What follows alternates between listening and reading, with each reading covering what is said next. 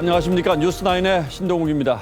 당선을 공식 선언한 바이든 당선인 측이 코로나19 대응을 해결해야 할 가장 시급한 과제로 제시했습니다. 여기에는 트럼프 대통령이 코로나 문제를 사실상 방치했다는 뜻도 내포되어 있습니다.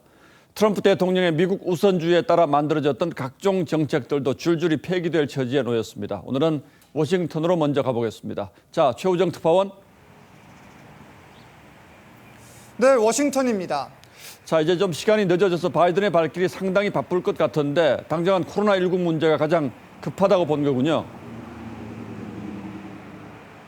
그렇습니다. 이 바이든 캠프는 인수위 공식 홈페이지에 국정 우선 과제를 공개했는데 코로나19 대응이 가장 첫 번째입니다. 이 미국 내 코로나 상황 갈수록 더 심각해지고 있습니다.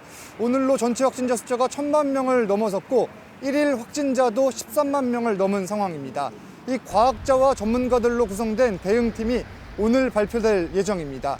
이 마스크 의무 착용과 검사 확대, 치료제 무료 제공 등을 준비하고 있는 것으로 알려졌습니다. 이 기관 검토팀도 꾸렸습니다.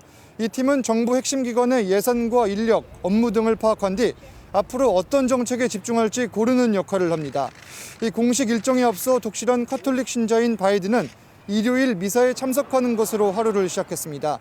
이어 일찍 떠나보낸 첫 부인과 딸, 지난 2015년 뇌종양으로 숨진 아들 보 바이든이 잠들어 있는 가족 묘지를 찾았습니다. 예, 이른바 트럼프표 미국 우선주의 정책들도 상당 부분 수정되거나 폐기될 가능성이 높다고요? 그럴 가능성 매우 높습니다.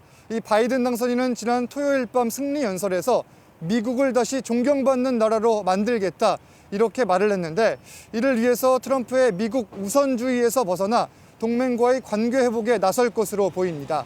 인수위는 또 경제 회복과 인종 문제, 이 기후 변화 등도 또 다른 우선 과제로 꼽았습니다.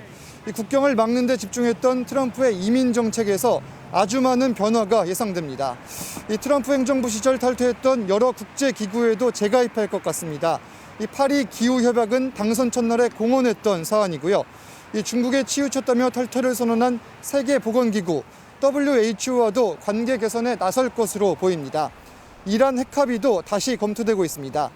가장 큰 고민은 결국 경제입니다. 지금과 같은 팬데믹 상황에서 경제를 되살리면서 코로나 확산을 어떻게 막아내느냐가 가장 중요할 것 같습니다. 지금까지 워싱턴에서 전해드렸습니다.